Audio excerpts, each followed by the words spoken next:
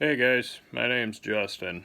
I'm not very good at public speaking, nor am I good at putting words out like I want them to sound or anything, so just please bear with me. I'm not being paid to say any of this. I'm not being promoted by anyone, more or less. This is just my scares and worries and my story here of what happened to me, and I'm hoping somewhere I can reach someone.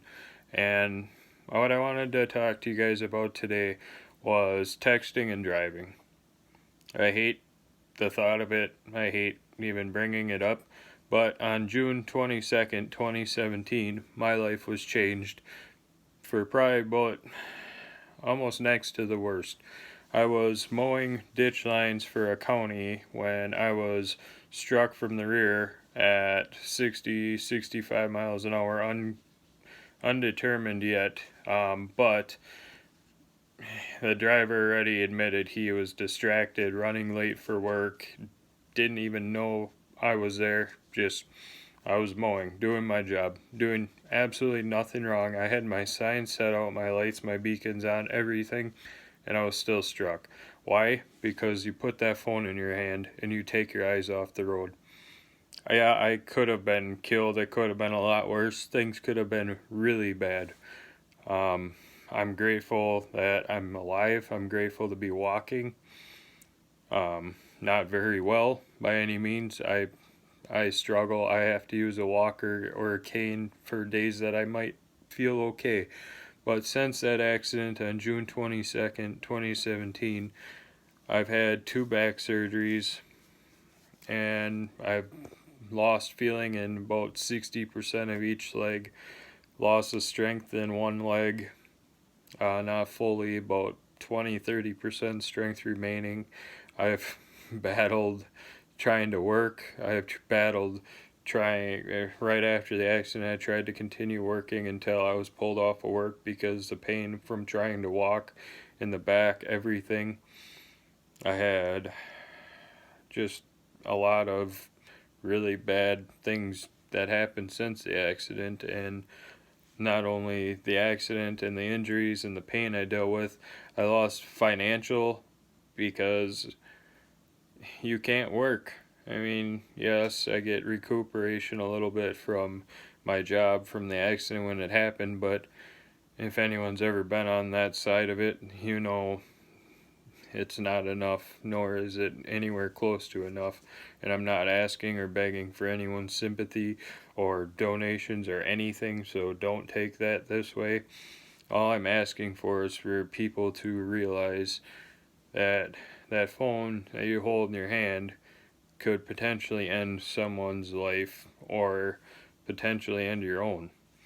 You can really screw your life up really bad just because you're texting and driving. I fortunate enough to be alive and still walk. I do have to use a walker or a cane. It sucks, but you gotta do what you gotta do, and I get a lot of nasty looks, comments, people say things to me while I'm out in public because I'm using something that a 27, almost 28-year-old shouldn't have to use to walk. And when I have really bad days, I got to use an electric cart, which it's embarrassing. It is. So getting looked at every time you try to walk out the door. Not only has this stuff been physically draining and physically painful, it's been mentally too. You want to talk about being up hours on end every day because the pain in your back, you can't get comfortable. You pain in your legs, you can't get comfortable. You can't sit right, you can't lay right, you can't do anything. You have to sleep in a recliner because that's your about only way of trying to get comfortable. It's not a life. And I'm hoping that this helps at least one person to realize put the phone down. You can pull over, you can text them back when you get somewhere. It doesn't matter. Even if you think you're the only person on the road, which is the driver that hit me probably thought too. I don't know. I'm not going to put words in his mouth. He probably thought he was the only one on the road. Whoopie ding, looked down at my phone, text message real quick. Yeah, okay. Well, that text, I'm sure he didn't send all the way. I mean, I'm glad he's alive. And then he didn't appear injured, didn't appear to have any injuries, which he's very lucky, and I'm grateful. I just really, I just, I get scared even thinking about driving ever again, because when I'm out driving, about 8 out of 10 cars I pass don't have their eyes on the road. They have a phone in their hand, they're looking down, they're not looking at anything they should be. I don't understand why this is such a hard concept. Why you went years without a phone, and literally a 5-10 minute ride to the store in a home is going to kill you not to have that entertainment of electronics. I don't understand it, nor do I believe that you really need to text that person. You can call someone if they're at work. They shouldn't be texting you anyways.